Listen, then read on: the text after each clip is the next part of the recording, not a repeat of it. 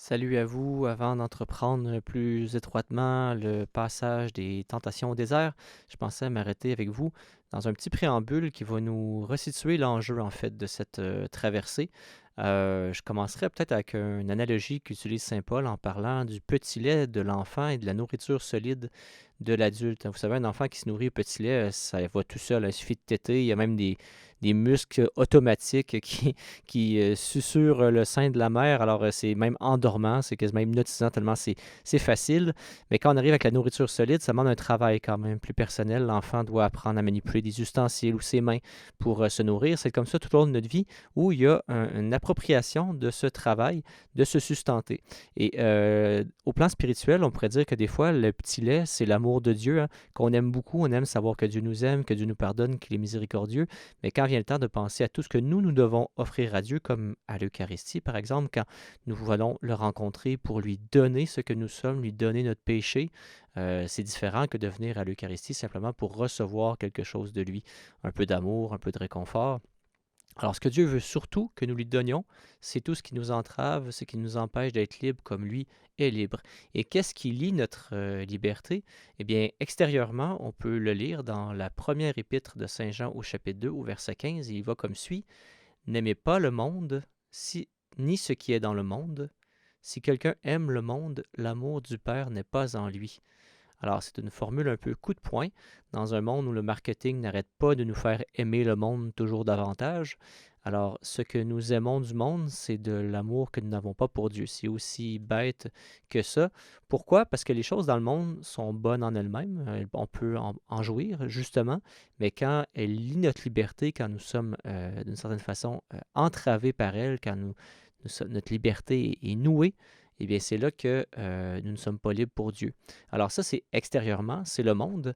Et puis, à quoi ça réfère intérieurement? Ben, c'est notre vie psychique que dit le Nouveau Testament. C'est ce qu'on appelle aussi l'âme en français ou la psychologie, mais c'est tout ce qui en nous est notre manière de voir, de percevoir, de sentir, d'aimer, qui est très humaine et qui est marquée par le péché et qui fait que des fois on peut se leurrer sur le fait qu'on est des bonnes personnes, qu'on ne fait pas de gros péchés, que ça va relativement bien dans nos vies, mais l'amour à laquelle Dieu nous appelle est un amour surnaturel, un amour de charité. Donc, ça implique de dépasser notre seule humanité. Donc, est-ce que ça veut dire qu'il faut se nier, qu'il faut s'anéantir? Il y a une façon de le comprendre parce que pour en arriver à un dépassement au plan spirituel, il faut que toute notre vie psychologique soit harmonisée, soit guérie, soit rédemptée, j'ai envie de dire. Alors, quand on parle en philosophie du connais-toi toi-même, ça a sa place dans la vie spirituelle parce que se connaître, c'est à la fois connaître ses forces, ses qualités, ce sur quoi on peut tabler dans la vie pour grandir, mais c'est connaître aussi tout ce qui nous retient en arrière, tout ce qui nous lie, tout ce qui nous entrave. Et ça, c'est ce qu'on doit offrir à Dieu dans un repentir sincère en recevant les lumières du Saint-Esprit pour éclairer ces ténèbres. Et cet éclaircissement vient entre autres de la méditation de la parole de Dieu qui met en échec nos fausses manières de vivre et d'aimer.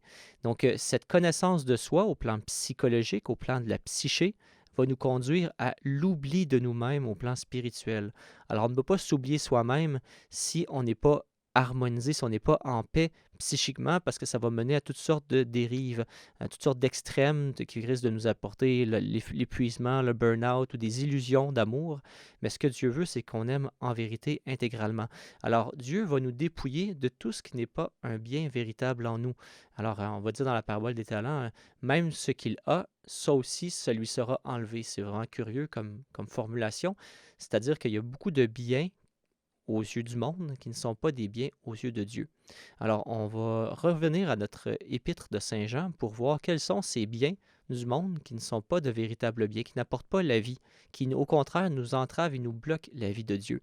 Alors, je vais lire deux versets supplémentaires après celui du chapitre 15, du verset 15 que j'ai lu précédemment. Tout ce qu'il y a dans le monde, la convoitise de la chair, la convoitise des yeux, l'arrogance de la richesse. Tout cela ne vient pas du Père, mais du monde. Or le monde passe et sa convoitise avec lui, mais celui qui fait la volonté de Dieu demeure pour toujours. Donc ce que nous voulons, c'est demeurer pour toujours, pour l'éternité. Nous ne voulons pas passer avec ce monde. Alors pour se figurer le chemin qu'on va vivre vers le Saint des Saints, on peut penser au temple de Jérusalem ou à une église aujourd'hui. Il y a ce tabernacle au fond de nous où Dieu réside et cette présence de Dieu veut illuminer notre être entier, notre corps entier, veut se répandre. Mais il y a comme des sas qu'elle n'arrive pas à franchir parce que là, il y a des nœuds à dénouer. Donc, il y a principalement ces trois sas dont parle Saint Jean, hein. Le premier qu'on pourrait dire, c'est le parvis, hein, de l'Église, c'est la convoitise de la chair. Ensuite, il y a la convoitise des yeux, on peut se rapprocher dans la nef. Et avec le cœur, nous sommes appelés à dépasser l'arrogance des richesses. Tout ça, ça va nous amener dans nos profondeurs pour rencontrer le Dieu de l'univers qui vit en nous. Parce que notre place réelle dans le monde, ce n'est pas d'être le centre du monde vers quoi tout converge, notre petit univers intérieur, mais c'est de devenir en Dieu transféré dans le royaume des cieux, comme dit Saint Paul, être transféré dans le royaume des cieux pour devenir une présence de Dieu dans le monde, être des porteurs de lumière, et donc de redevenir le centre du monde, mais en tant que divinité et non pas en tant qu'égaux. Hein, vous voyez la différence? Alors, pour y arriver, Saint Jean nous dit qu'il faut renaître d'eau et d'esprit et qu'il faut que ce qui est chair est né de la chair et ce qui est de l'esprit est né de l'esprit. Alors, il y a une seconde naissance à traverser. Et cette naissance-là, c'est comme un peu la graine là, dont parle Saint Jean, qui doit mourir pour laisser libérer son germe, laisser libérer la plante qui doit grandir et s'épanouir dans un jardin qu'on doit entretenir toute notre vie, qui est notre vie intérieure, entre autres, et notre vie extérieure aussi, pour permettre à ces fruits de se répandre. Alors, dans l'Apocalypse, au chapitre 3, Saint Jean, encore une fois, va utiliser cette phrase quand même un peu sèche aussi. Hein? Moi, tous ceux que j'aime, je leur montre leurs fautes et je les corrige. Eh bien, sois fervent et convertis-toi. Donc, c'est le Père qui émonde la vigne, hein, qui parfois va mettre sur notre chemin des embûches pour nous rendre plus humbles, plus capables d'accueillir Dieu dans sa grandeur et donc de devenir grands nous-mêmes, mais pas remplis de nous, mais remplis de lui. Alors, ça, c'était le verset 19. Je continue avec le verset 20 qui dit « Voici que je me tiens à la porte et je frappe. Si quelqu'un entend ma voix et ouvre la porte, j'entrerai chez lui, je prendrai mon repas avec lui et lui avec moi.